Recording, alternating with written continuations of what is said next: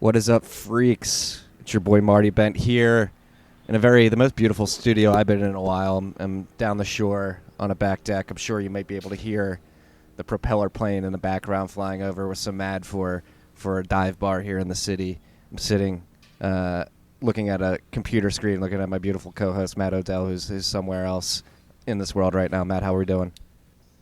What's up, freaks? In the very near future, hopefully we'll have, but we'll have plane ads that are advertising that the new hottest shit coin.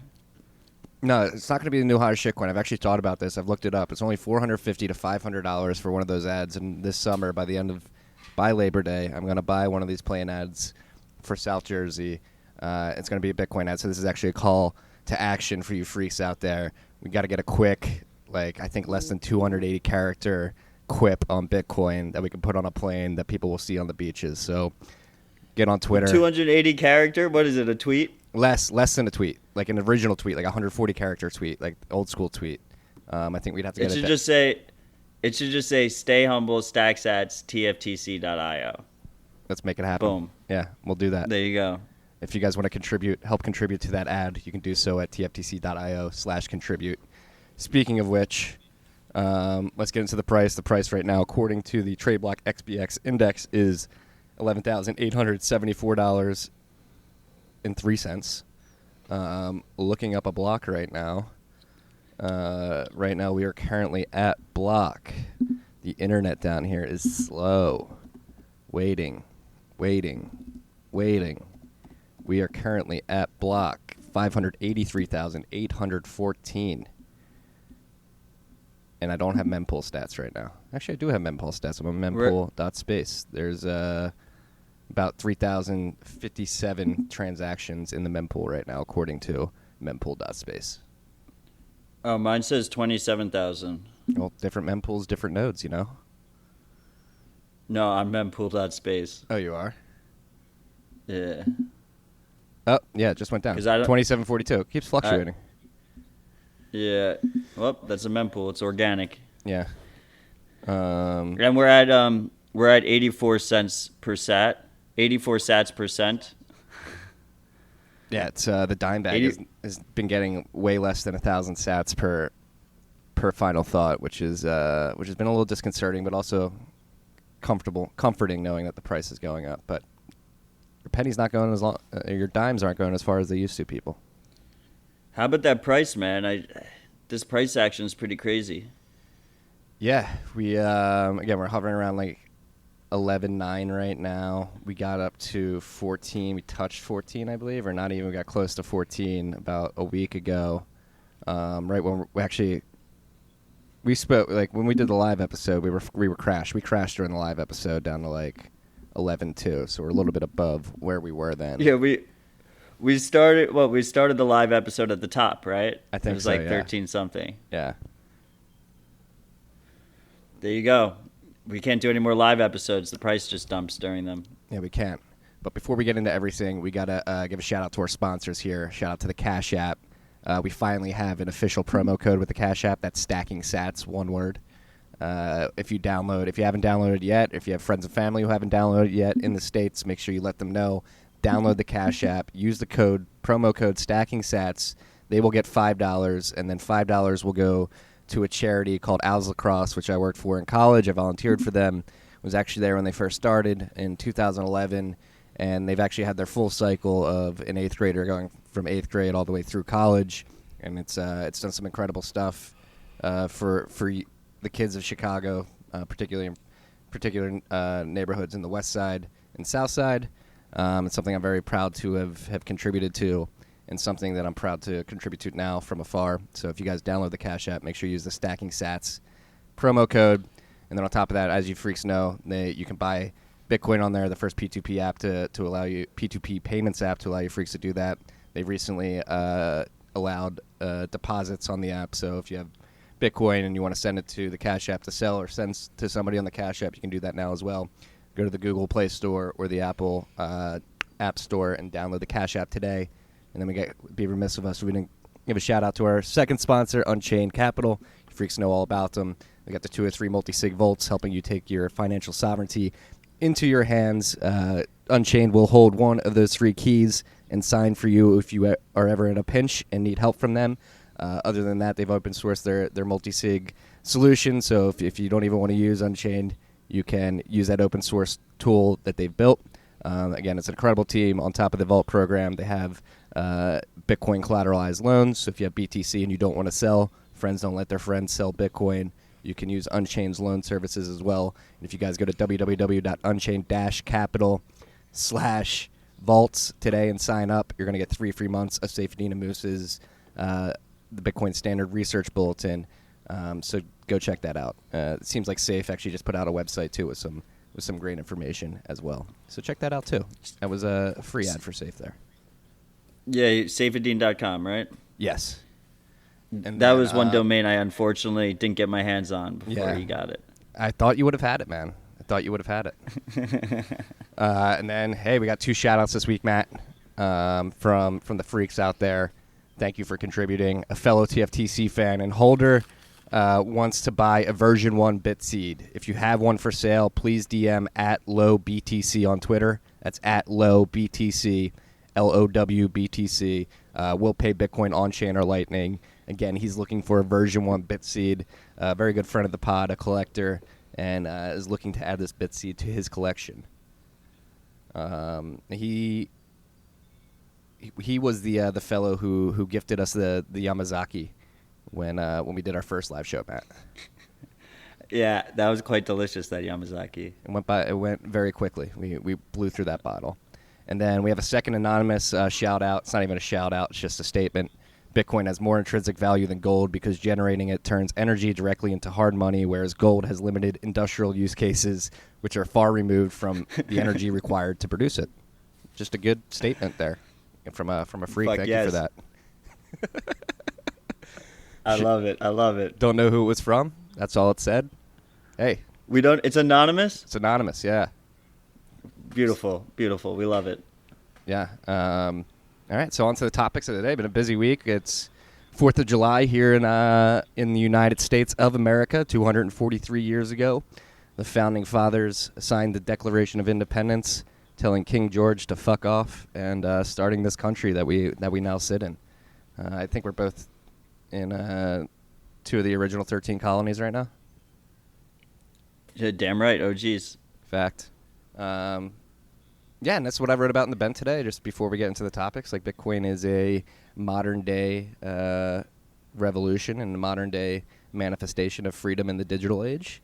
And, again, like, Bitcoin is a revolution. And on a day like today especially, I think it's important to reflect on what we're doing here, the mission we're on, and sort of the gravity of this protocol and the effects that it'll have on the world and humanity going forward. Obviously, the Declaration of Independence had a huge impact on the course of history and how we've got to where we are today.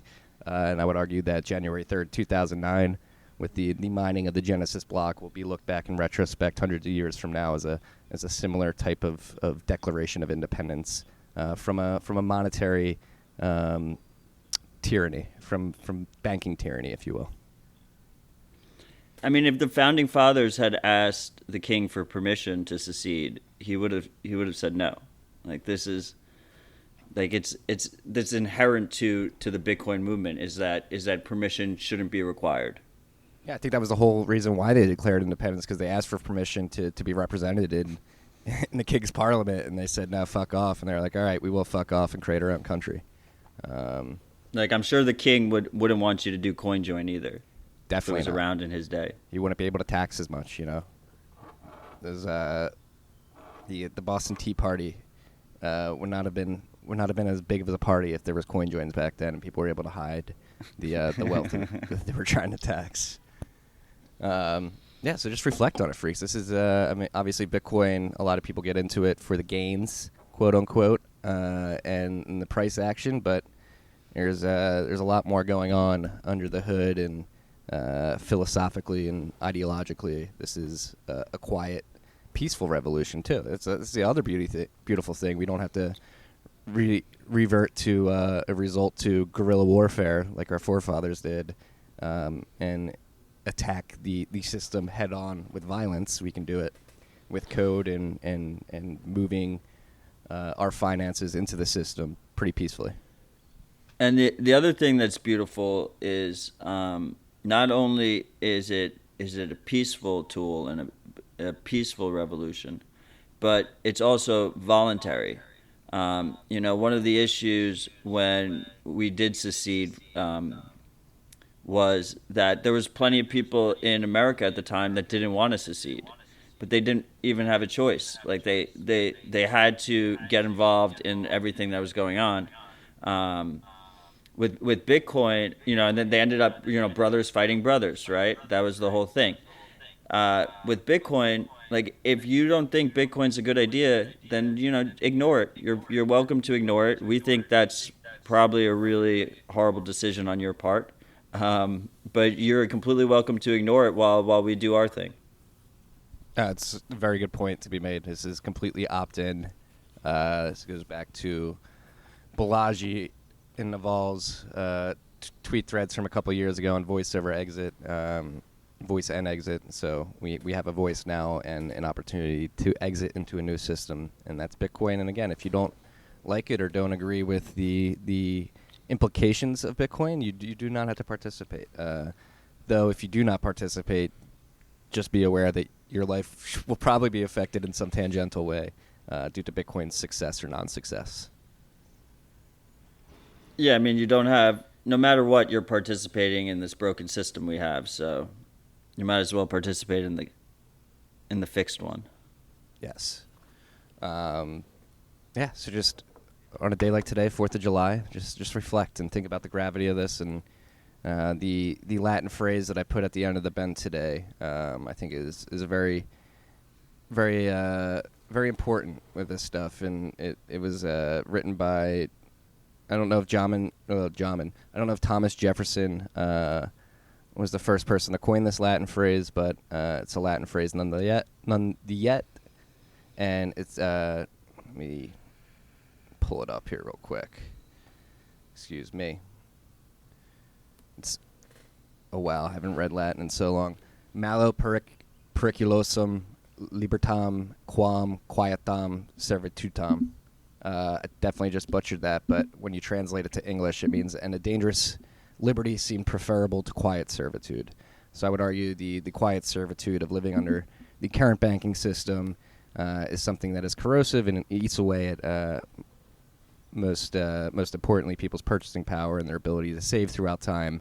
And Bitcoin, ooh, it's noon here in the city. Sorry about that. We're gonna have to go through some background noise here. All right, that's over. Wow. Wow. They're trying to censor us, guys. They are trying to censor us. Yeah, so that phrase in particular, I think it's important to think about. Bitcoin is it's almost a dangerous liberty because we are confronting the state and their ability to print money and central banks and their ability to print money, and obviously that is going to perturb some of the people in those places at some point, and already has to some extent. Brad Sherman here in the States. But it's not going to be an easy ride, but it is worthwhile. It is preferable to the quiet servitude of living under this oppressive, tyrannical banking system. Be a citizen, not a subject. Fact. All right, let's get on to the topics. That was our freedom spiel. 15 minutes of shooting the shit and talking about freedom and shout-outs. And ads. There's some ads thrown in there, too. Let's start with the Sats app. Was announced yesterday by Casa. So Casa, the company that's making, has the multi-sig solutions. They have a personal node for you. They announced the Sats app node yesterday. This is an app that you can use to connect with your Casa node. And they're working on something called Sats tags as well.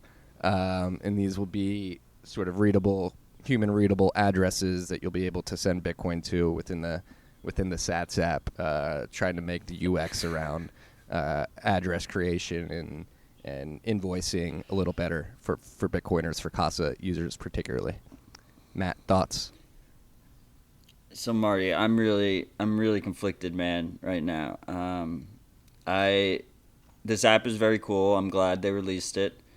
Basically, they have their multi-sig, and then they have the node, and there was no way to interact with your node mobily on a phone, and they didn't want to integrate, which makes sense to me. They didn't want to integrate it into their multi-sig app. They wanted to keep it separate. So they came out with a new app that allows you to easily connect to your Casa node through Tor. It seems like it's very easy to use, nice UX. So very happy about that. That we need more of that. Also, you can, because it goes through Tor, you can just connect to it from anywhere. You don't have to be on the local network. So it makes accessing the Lightning network with your own full node in spendable environments, like what we saw at Bitcoin 2019 conference, where they had the open node arcade machines. If you're in that situation with the Sats app, you'll be able to easily pay for the arcade, no matter where you are, through your own full node. I also like I like the push towards Sats being the standard, right? We've been pushing for that here at TFTC for a while now, and I want to see more and more apps go with Sats as the standard. My main issue is with this announcement is I'm getting sick and tired of companies using Bitcoin terms as the name of their products. It's like I'm gonna be talking to a noob, and they're gonna be talking about how they sent Sats from the Sats app or to the Lightning app to the blockchain app. Fuck, are you fucking kidding me? It's so confusing, man. Yeah. It's ridiculous. No, we touched on this a couple of weeks ago when Lightning Labs released their Lightning app. It is cause for some confusion, or could be cause for some confusion, and something that should be considered when making products. That's something why I try to stay away from crypto and Bitcoin and stuff with when I was making Marty's Bent and Tales from the Crypt, just trying to not make it overtly tied to Bitcoin, and hopefully to help avoid some confusion. Yeah, exactly.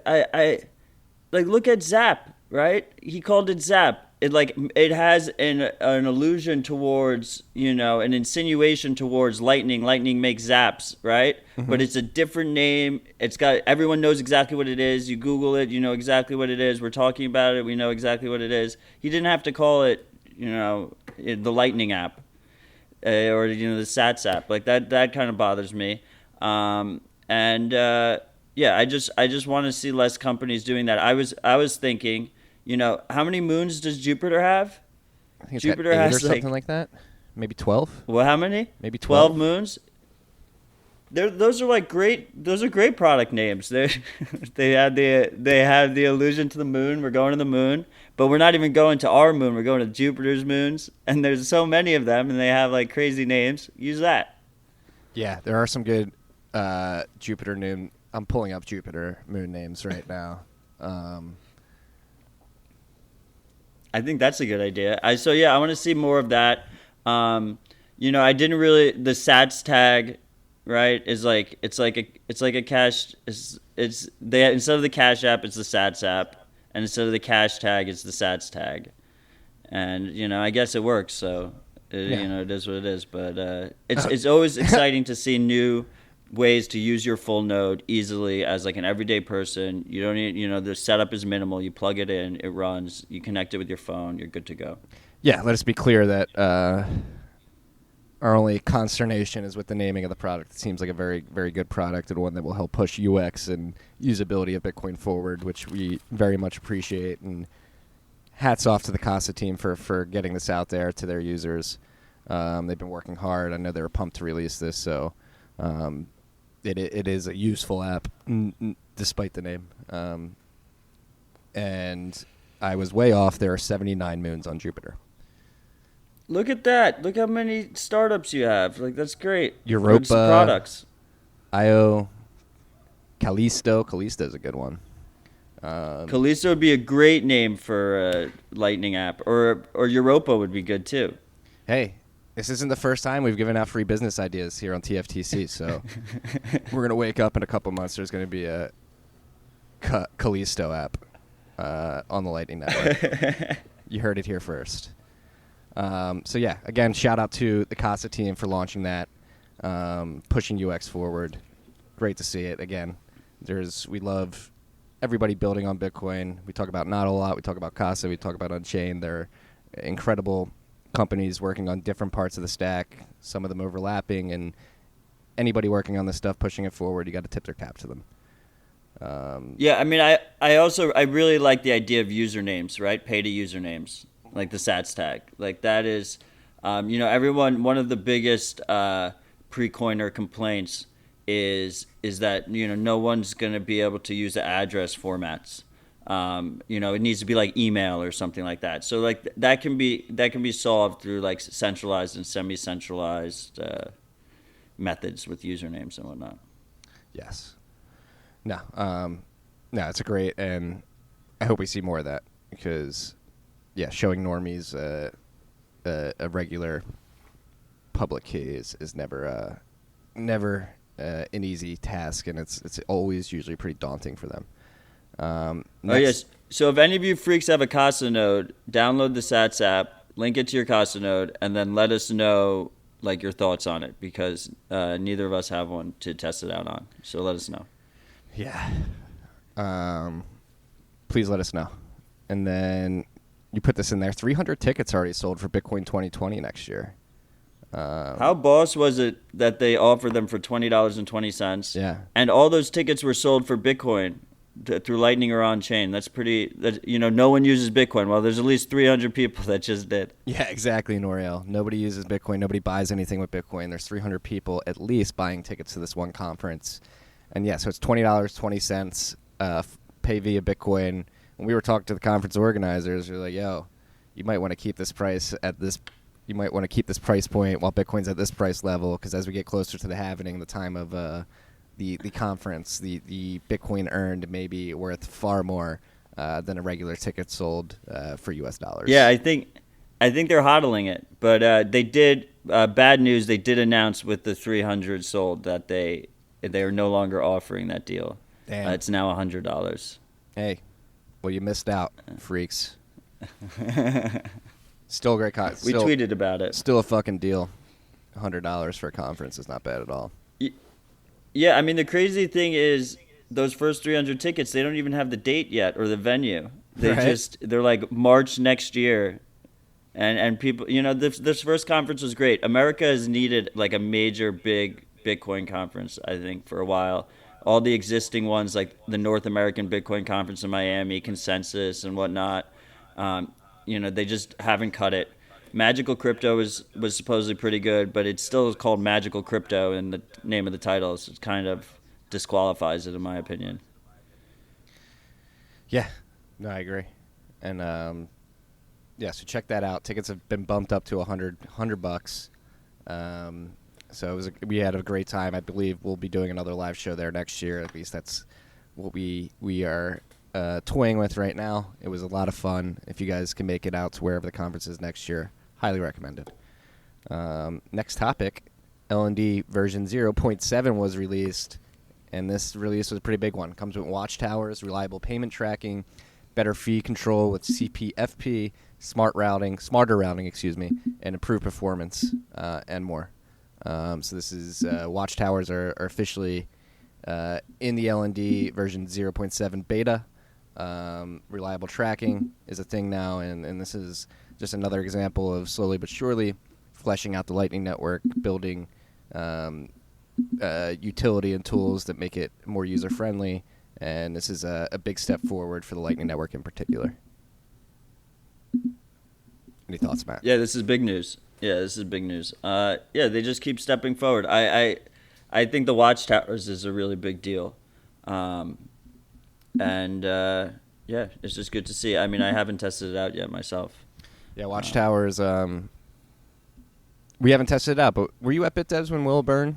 That was awesome. That was awesome. So we'll give us a nice demo, and watchtowers, they might just serve as like, in the future, just people are just disincentivized to even try to maliciously steal the other end of a channel because they know there's potential of a watchtower watching that, and they'll get their money stolen. So it's almost like, hey, like in a bodega. I think we said this a couple weeks ago. It's like the sign at the bodega that says, "Hey, you're being watched. Smile. You're on camera."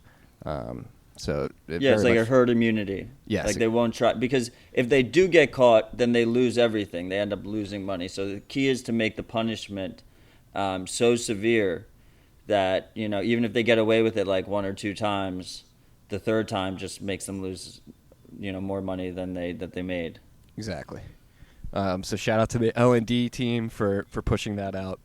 Yeah, I've been using Lightning more and more every week. I've been giving a lot of dime bag demos to people to show them how microtransactions can work with Bitcoin.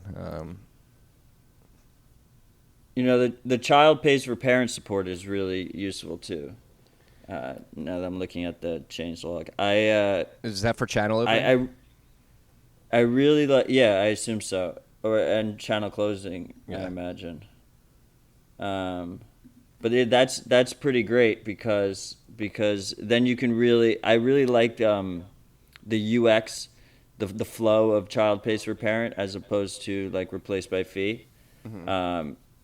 Because like you don't have to do anything ahead of time. You're just trying to pay the lowest fee, and if you need to bump it in the future, you just send another transaction that bumps it. Yeah. Like Samurai has had that integrated for a while, and it's really clean. I remember I used it during the last fee crisis. It was super useful. Yeah, no, it's. Can we go into the intricacies of the difference between replaced by fee and child pays for parent? Well, I mean, I think the big difference from a user perspective is that for a replaced by fee transaction, you have to signal it as a replaced by fee transaction before you do it. Yep. And yeah, so like if you didn't do it ahead of time, like you're out of luck. But with child pay, because most people don't realize that they need the feature until they have a transaction that's stuck for a week. Exactly. Right.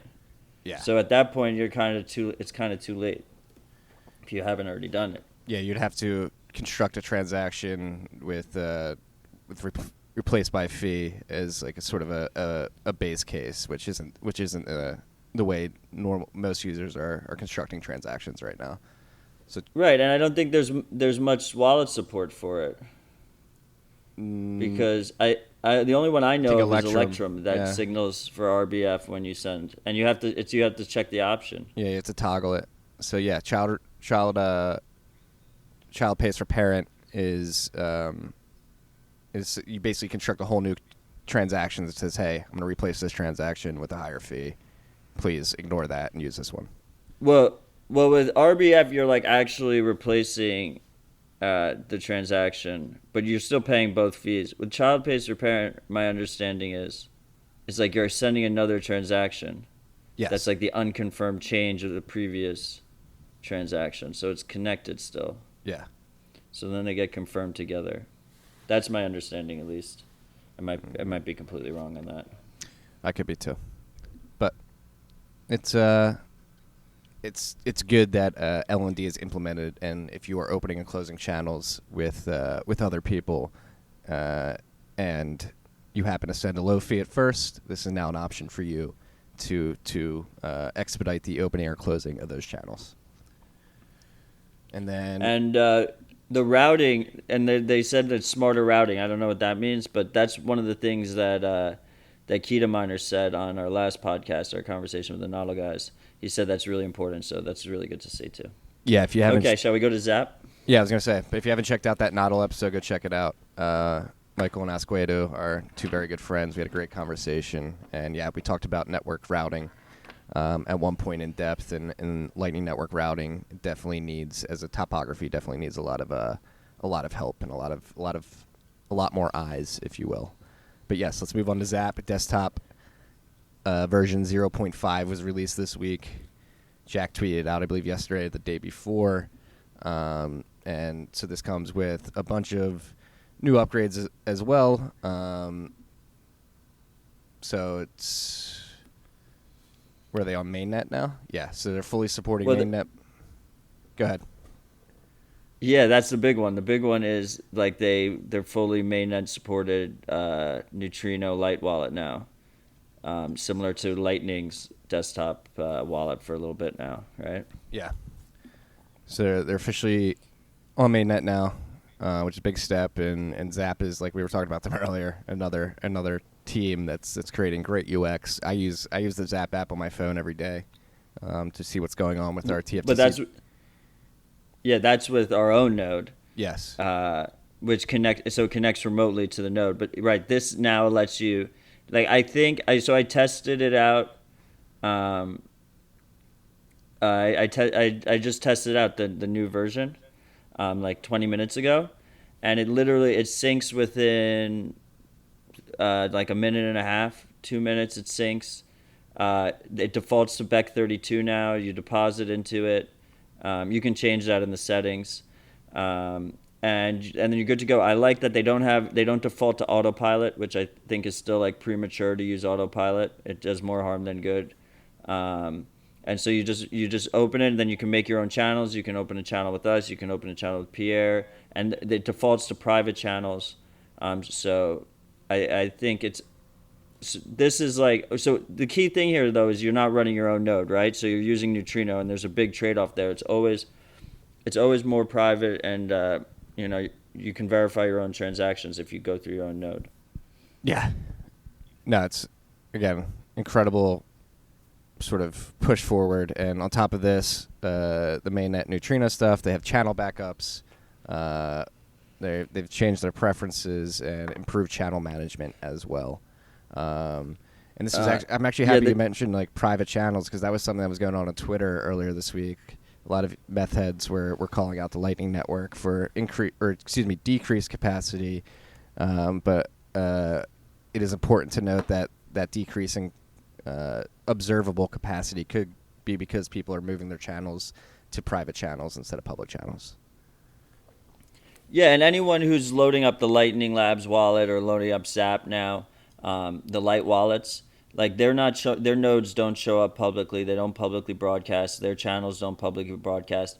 And that's how the majority of people that are like non-routing nodes are going to interact with this network is that you either run your own node, or you do a Light client, and then you just connect with the one or two private channels out to like a bigger routing node, and then you settle out the balance with something like loop out, so then you have inbound capacity, you have outbound capacity, and you become like a fringe user, like on the outside of the mesh. So don't use capacity as a metric. Don't get sold off on that.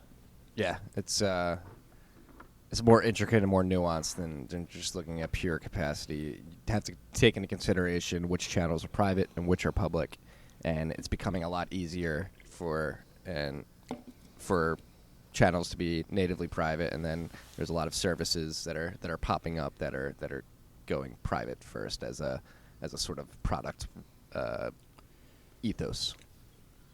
As for the new Zap features, they made the interface way nicer. You can choose like your block explorer and stuff like that, which is really cool. I mean, we already like Zap. Zap's our favorite app to interact with our nodes.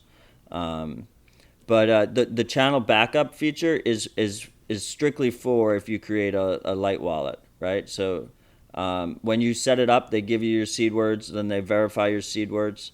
You enter 3 seed words to verify, and then the last step is you choose a backup location that's encrypted by your password. So you can either store that in the cloud, or you can store that locally, and it just automatically does it for you, which it's a really fantastic way to handle the backups, like pretty seamless for the user.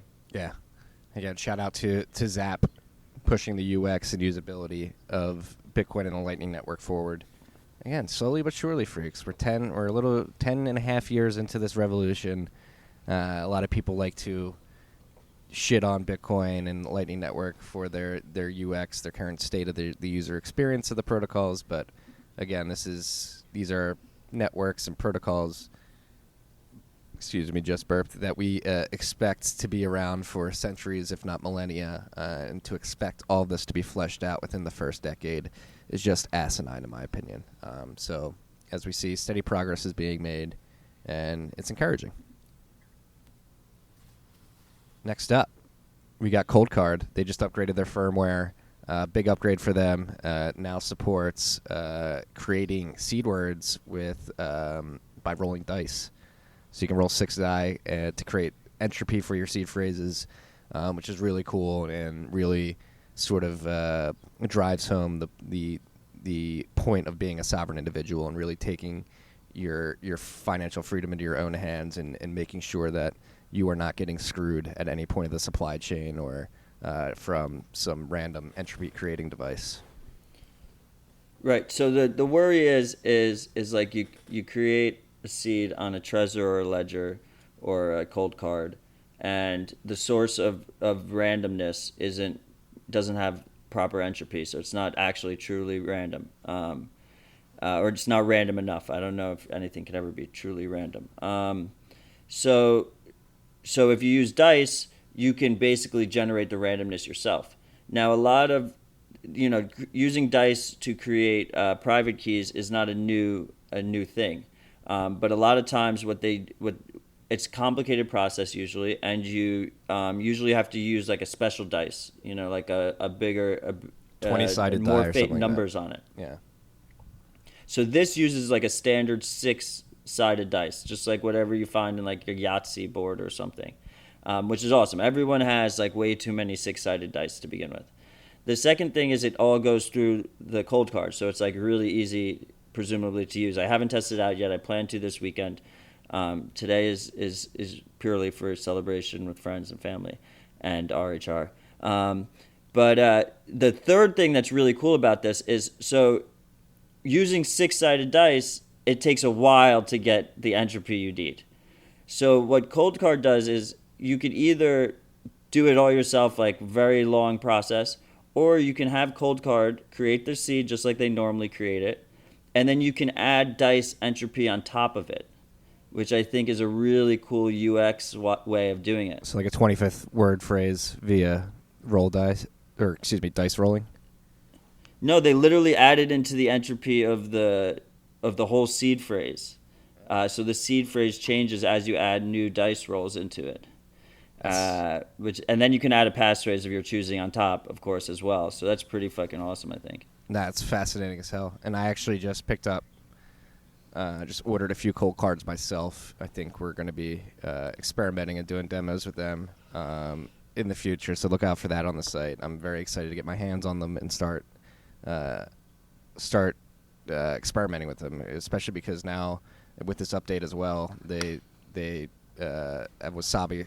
Like with their Wasabi support, they removed extra info from a skeleton file. They changed to XFP endian and added version fields. So they're just making their Wasabi integration easier and more useful. So for me, I mean, we've been talking a lot about hardware devices and what you can trust and what you can't. And I don't want to jinx Cold Card, but it seems like they've got the security and the security first principle down pat, and something that I'm going to be using more in the future, I believe. Yeah, I mean, I really like the idea of as a simple, pretty cold storage with privacy and sovereignty mixed in. Setup being cold card plus Wasabi plus full node. Right, and the new Wasabi update that they're going to release soon has a UX change there where it lets you know, based on the color of your connection on the bottom, whether or not you don't have Tor on, which is hard to turn off Tor. You have to like go into the developer settings or whatever. Don't do that. If you're in SPV mode where you're fetching filters from the Wasabi server, or if you're running through your own full node. So it'll be super easy to just run your full node, connect it to Wasabi, connect it to Cold Card, and I think that could be a really good solution for a lot of people. Yeah. So shout out to Rodolfo and team for pushing that out and continuing to make the Cold Card pretty fucking badass. I couldn't tell if this is real. So this is real. This is from the financialservices.house.gov file. So the U.S. House of Reps Committee of Financial Services asked Facebook to put a moratorium on the launch of Calibra, whatever it is, whatever they are. So it seems Libra. It's called Libra. The wallet is Calibra. Yes. So Maxine Waters came out and asked Zuck, like, yeah, don't do this. And it's crazy because I couldn't tell if the letter was real or not because it almost read like satire because they were basically just explaining how Bitcoin can attack the state's power of money, but focusing their ire on Facebook and Libra. So yeah, the U.S. At least the Financial Services Committee seems to be scared of Libra. They think it would compete with and potentially undermine the dollar in the long run. So they came out and admitted that in a letter to Mark Zuckerberg. Yeah, I mean, companies can't just be their own central bank. Like, this is why Bitcoin exists. Right. So what do you think? Do you think Facebook fights back? Do you think they tell the government to fuck off, or do you think they bend the knee? You know, I mean, the freaks know how I feel. Even before this, I was saying that they weren't going to let them launch. We had a long conversation with this the Yeah. day after the Bitcoin 2019 conference with somebody who was a Libra bull. Yeah, I mean, Facebook is already a huge target without this mess. You know, there's multiple presidential candidates calling to break them up. So, who knows? I don't think the only way Facebook's able to get away with this is if they give the U.S. government like a shit ton of power over the system, in terms of both surveillance and control of some of the monetary elements. And so if that's the case, then you know, it just further solidifies that Libra doesn't compete with Bitcoin, right? Yeah, exactly. It's funny that they decided to come after Libra, but other than Brad Sherman again, nobody's really, and that's the beauty of Bitcoin. Maybe nobody has done it yet because they literally can't. Like, nobody has sent a letter to anybody telling them to stop using and running Bitcoin. And again, this is driving home the value prop of Bitcoin. There's nobody that this Financial Services Committee could send a letter to shut down Bitcoin. It is a hydra that cannot be killed.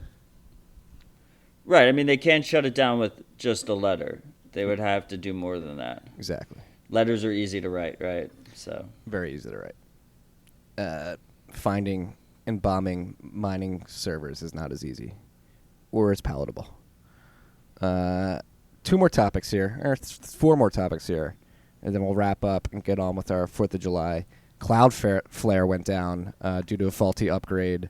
I believe they pushed an upgrade, and there was something that basically burned out their CPU power, their CPU caching or something like that, and it took down, I don't know the exact number of websites, but it took down a good portion of the internet that are the websites that are using Cloudflare for anti-DDoS attack safety. So this was a big wake-up call for the people using the internet. Like, wow, a lot of companies depend on this one centralized service. So let's explain how Cloudflare works. Cloudflare's business model is so sites, one of the most common ways to attack a site is a DDoS attack. We've seen DDoS attacks happen all the time. Basically, you take over a bunch of computers or a bunch of devices, and you have them all hit a website at the same time. I think Aaron Swartz also had ways to protest using DDoS attacks, where people would install an app on their computer, and it would just they would voluntarily do it, and it would automatically take part in the DDoS. So basically, you just keep hitting a server until it goes down or it just is unreachable. And this is also why CAPTCHAs exist, right? Where are you a human? Prove you're a robot. So what Cloudflare does is it sits in between the user and the site. So when you go to the site and you hit the site, the first thing you hit is one of Cloudflare's servers. Then Cloudflare is making an educated guess on whether or not that you're a bot attacking or if you're a real person. They might give you a CAPTCHA, they might not, and then they send you on to the existing service. And one of the issues is that Cloudflare is on so many sites, especially in the Bitcoin space, Bitcoin exchanges, stuff like that, because because there's massive economies of scale in their business, because the more customers they have, the more servers they're able to afford around the world. The more servers that they can bounce things off of gives them massive economies of scale, and Cloudflare really got ahead of this in like the 2012, 2013, 2014 era. I remember people getting angry in the Bitcoin community about people using Cloudflare then, and it was because Cloudflare offered a free product that like scaled. It was a freemium that scaled in, and they basically locked all these people, got all these people in, and now they're just so massive that it's really hard for upstart competitors to join the market. What are their largest competitors out there? Yeah, exactly. Like I don't even know. Yeah. But like pretty much I think all the Bitcoin exchanges use Cloudflare, and the other issue is, like, from a privacy perspective, is that they're sitting in between all these users and the websites in question, so they can see who's coming and going on these websites. It's a major privacy concern. Is there like, how do we solve this problem? Like, is there, other than CAPTCHA, what are like the alternatives to DDoS attack protection? Yeah, I mean, it's not an easy problem to solve. I'm sure people are working on it. What if you had to pay sats to access a website? I think that would. I mean, yeah. I mean, people have proposed that. That's an idea. It's like a paywall CAPTCHA, Yeah. or like a lot of people proposed for a while. They were saying, you do like a proof of work CAPTCHA, so like costs money to do that. This is like this is why Bitcoin transaction fees exist, right? Because if it was free to send a Bitcoin transaction, like when we had the spam attacks on Bitcoin were basically DDoSs. They were just denial of servicing. If the transactions are cheap enough, then it costs you nothing to just flood the network with transactions. Yeah. Yeah. So it's a problem that doesn't seem to be very well solved, and it doesn't seem like it's going to go away. We're very dependent on Cloudflare, as we found out this week. So yeah, just be aware of what services are using it. I believe on some exchanges the price of Bitcoin was showing, like, some indexes were showing like $6 Bitcoin just because they couldn't access the exchange API data. So that's just like another attack vector, social attack vector, if you will. Well, it's part technical, part social, where somebody could use Cloudflare to socially attack the masses into thinking that something's happened to Bitcoin when it hasn't. I mean, it should be mentioned, as Pomp made sure to mention on Twitter, that Bitcoin didn't go down. That if you were running your own node and your own wallet was connected to your node, you could participate in the Bitcoin network just as you would have otherwise. Yeah, no, yeah. Thank you for Pomp for always pointing out when Bitcoin survives and when other things go down. Bitcoin never shuts down. No, Bitcoin does sometimes. It has in the past, but very, very negligible amount. 99.999%. I don't think of the time it'll be up. Yeah, I mean, you shouldn't. There's a website. What is it? Bitcoin Uptime. I feel like you shouldn't say never, though, because like it literally has been down. It's true. March 2013. Like what, in 2011, 2013? Yeah. Those are the last two times, right? Yeah, 2010 and 2013. Yeah. Bitcoin has been up for 99.983936344% of the time. Yeah, and I believe that's what we should be saying. I believe July 2010 was a Coinbase reward bug where there was like an 8 billion Bitcoin Coinbase reward, but it was forked out within 100 blocks before the Coinbase was given to the miner. Or the miner was allowed to touch a Coinbase transaction. And then March 2013 was a consensus bug, right? That forced a hard fork. Yeah, so be aware. Luckily, both of those were early. But yeah. So just don't say never, but it's pretty much always up. And if when you're comparing it to the banks, it's particularly brutal because the banks are like they're closed today in America. The stock market's closed today. They close every weekend, so they just can't even compete. Like even if we have a couple hours here or there where Bitcoin is down, they're not even close. True. Yeah. So be aware. Be aware. This is a be aware segment of this episode. Next, Hong Kong. Hong Kong, they were back in the streets. They took over the legislator. The protesters broke into the legislator building. They put up a British colonial flag and graffitied the legislative building. So it seems like things there are heating up. And Kyle Bass this morning was tweeting about the Hong Kong dollar peg sort of disconnecting from its peg with the U.S. dollar. So it seems like in Hong Kong in particular, things are getting tumultuous.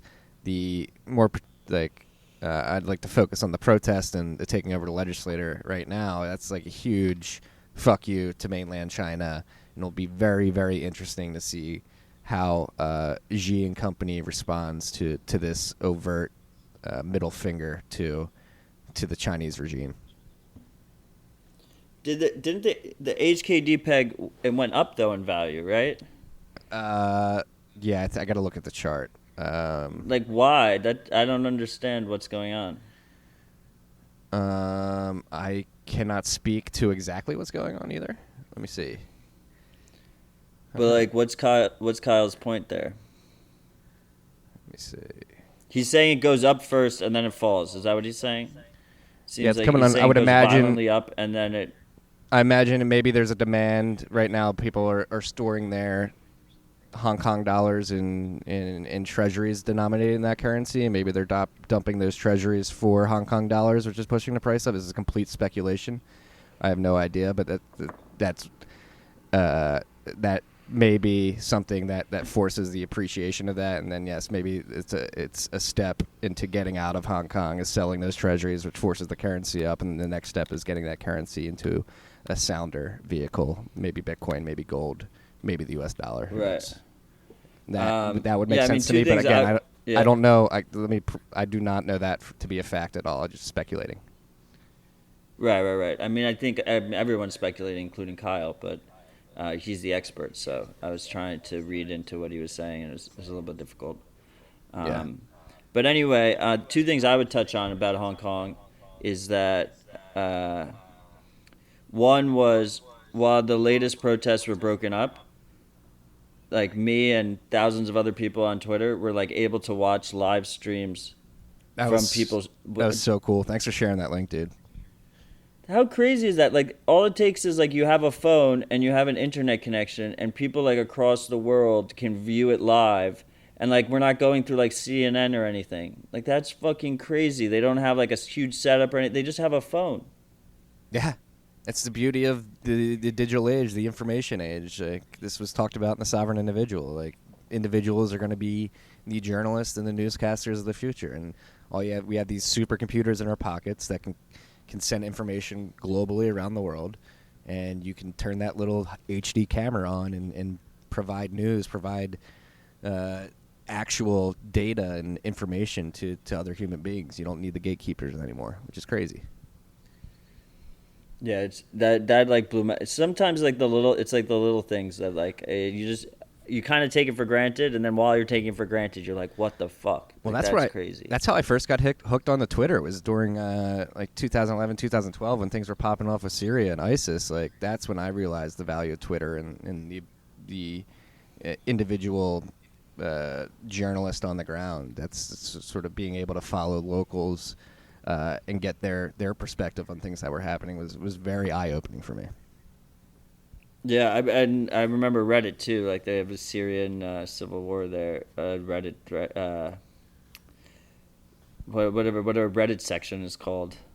Yeah, that was and also I remember when Bin Laden got assassinated. The first report was like from some random Pakistani guy tweeting it out. Yeah, and Gaddafi too. When he got assassinated, I'm pretty sure that was live streamed as well. That's crazy. Yeah. We're entering a new era here, man. Like this has never been possible before, so it should be interesting. The implications are vast, freaks. Just the implications are vast. Be aware. Another addition to the Be Aware topic. And then the other thing I'd like to touch on about Hong Kong, just again, is like imagine how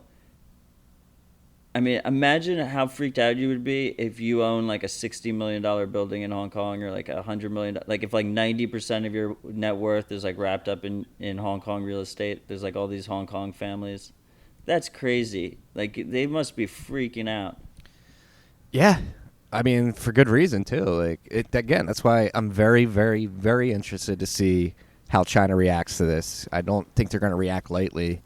It would be astonishing if they're like, hey, you guys obviously want your autonomy. Here it is. I don't think that's going to happen. And I feel like an asshole sitting here like at the beach, like talking about the strife of the Hong Kong people. But I worry for them. I feel that China's going to come down with an iron fist.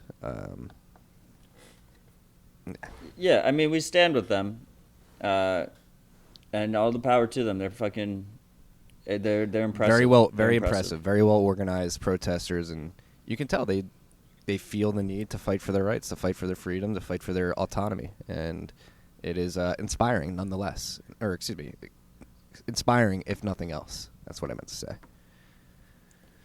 And then staying on China, Chinese border guards are putting spyware in one province in particular, the Xinjiang border. Border guards are putting spyware on tourist phones. Matt, I'm sure this makes you pumped. I'm sure you're excited about this. Yeah, I mean, so I guess it was like it was a triple report, but to the Guardian, New York Times, and someone else. This is a province. It's on. I don't know how to pronounce it. I think you did a pretty good job. It's on like the. It's a border. It's a border province, and it's right next to Tibet. I think they've been cracking down there pretty hard to begin with. So now anyone who enters in or out from there gets their full phone gets downloaded. Everything that gets on it, you have to unlock it and hand it to the border guards, and then they install the spyware. They download everything, and then they give you back the phone. Yeah. So, what is your advice to Westerners traveling to China? Oh, well, I mean, I would never go to China. That is a rule that I'm really upset about it because I really want to go to China. I feel like I missed my. We fucked up because we're like public facing Bitcoin figures. So I feel like public facing Bitcoin figures definitely shouldn't go to China. But anyway, if you're traveling in general, I think this is going to become more common. We've seen the British do it. We've seen Americans do it. I think we talked about this on the last podcast with the Nodal guys. Is that basically you have no legal rights when you go through these borders. They can put you in a room for like 14 hours until you decrypt your drives. So you should go through with the bare minimum at all times. Just every time you travel, just assume that just everything that you have with you is just going to be searched and gone through and maybe taken from you. Get a travel phone. Don't keep anything on the travel phone. Like wipe your computers before you travel with them. If you need to, back them up and then restore them when you get home. Like stuff like that. Just encrypt everything. But like they can encryption, only helps so much if they throw you in a room and they say decrypt it. What are you gonna say? Like, oh well, I encrypted it, but then I forgot it. Like really?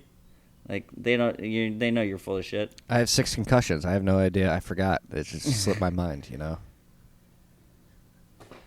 Hey. Yeah, it's not plausible great. I think this is gonna happen thing. more and more. Yeah. No, again, and like we touched on at the beginning of the episode, this is stuff that needs to be fought for. It is a revolution, and Bitcoin probably plays hand in hand with the data revolution of self-sovereign data and keeping your data out of the hands of grubby politicians and corporations. And obviously, they want that data, and they're forcefully taking it from people at borders now. So again, huge be aware episode. Be aware, it's happening. Travel safe. Yeah. I mean, wait till like once like Bitcoin gets bigger too, there's even more incentive for them to play these games at borders because they don't know they don't know if you're traveling with money or not. So even if you're not, even if you're being honest, it's gonna get. I think I love traveling personally, and I've been blessed to be in a good financial position at a young age. So I am trying to travel as much as possible right now, just in general, not even Bitcoiners related. I think right now we're probably in like the peak of travel convenience. Like we can go as Americans, we can go to Europe, just go all around in Europe. Europeans can go pretty much anywhere. They can go all around in Europe. Like travel is super easy, and you just got to take advantage of it right now because I think it's going to get way more difficult, and then we'll be taking like airships from our citadels between our citadels and shit like that. Well, I hope you're wrong. For the sake of our society, I Me hope you're too. wrong. Me too. But hey, if current trends are pointing towards an outcome, it seems to be the one that you just described. But again, we got to fight back. Speak up, freaks. Speak up. Stand up. Fight for your rights. Right? You gotta like the quote at the end of the quiet servitude. That's what we're slipping into. You gotta fight for your right to be a free human in today's day and age, especially in the digital age where it's considerably easier. I can't speak today. Considerably easier for nefarious actors to sort of control you and your data and your travel and your being and your financial being and yada yada yada. Yeah, I mean, if you don't care about your privacy, about your sovereignty, like your rights, like nobody else is gonna like care about it for you. Yeah. Last topic. We're over an hour. We'll end it on this. Financial Times coming out and officially prompting the question: is Bitcoin acting as a safe haven asset in this current geopolitical macro environment? And I've been writing about this for months now. I think yes, it is, and it's crazy to see the Financial Times even appeasing this narrative. I mean, you can see me over here. I'm all smiles. This is my favorite narrative. It's the overarching Bitcoin narrative. I think ultimately it will be a safe haven, and I think we could meme it into safe haven status quicker. But it's pretty much still a risk asset, but right now it's not behaving like one in this macro landscape. And I think part of the reason is because we fell so hard, which was really nice. It exhausted all the sellers. So if we're in a situation here where we're like leading into the halving and we have all this other adoption price pressure pushing us up at the same time as this macro landscape unfolds, then we're basically like the safe haven narrative becomes a self-fulfilling prophecy. Yeah. And it's beautiful. Well, and let's not just denigrate Bitcoin as a safe haven. It's just a narrative. It is a good safe haven. Like, it is a good place to save and store your capital from people who are trying to take it from you. Like, it is the definition of a safe haven. It is a haven from a system that is continuously taking your money from you and taxing you and confiscating your goods. It is a haven from that system. Oh no, yeah, absolutely. I mean, like, look, if you're in Hong Kong, like, I'd rather have Bitcoin than real estate in Hong Kong. You're in Venezuela, you're in Iran, all these different places, and I just when does Bitcoin supplant the U.S. dollar or gold as like the world's safe haven asset? We're it's ahead of the game right now. Right now, it's mostly adoption speculation, right? Because it's so early, and the price is so low compared to what it could be in the future. Is that we're gonna have these volatile adoption cycles? But yeah, like from a natural. The natural essence of Bitcoin is that it is a safe haven. It's hard to confiscate. It's hard to block. It's hard to seize. It's really, really almost impossible to inflate it. And yeah, that's beautiful. It is definitely a safe haven. But if Financial Times starts posting about it more being a safe haven, then I think people will start believing it sooner, and that'll be fucking beautiful. Yes. So shout out to the good people at the Financial Times: Francis Coppola, Isabella Kaminsky, Jamina. All you beautiful Financial Times writers who love Bitcoin, shout out to your publication.